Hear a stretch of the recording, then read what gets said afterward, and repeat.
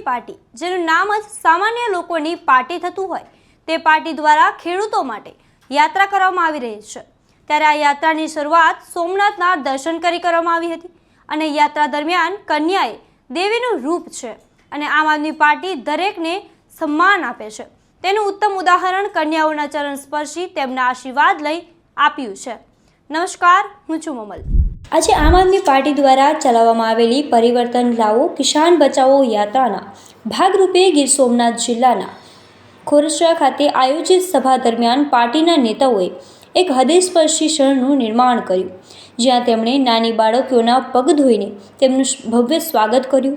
આ કાર્યક્રમ ખેડૂતોના હકો અને અધિકારો માટે ચાલી રહેલી યાત્રાને વધુ માનવીય અને સંવેદનશીલ બનાવે છે, જેમાં સ્થાનિક સમુદાયના નાના બાળકોને સન્માન આપીને પાર્ટીએ સમાજમાં પરિવર્તન અને સમાનતાનો સંદેશ આપ્યો। આ ઘટના યાત્રાના ઉદ્દેશને વધુ મજબૂત બનાવે છે કે ખેડૂતોની સાથે સમાજના દરેક વર્ગને સાથે લઈને જ પરિવર્તન શક્ય છે। આ સમગ્ર મામલે આપ શું વિચારો છો? કોમેન્ટ કરીને અમને જરૂરથી જણાવજો। અત્યાર માટે બસ આટલું જ। ધન્યવાદ।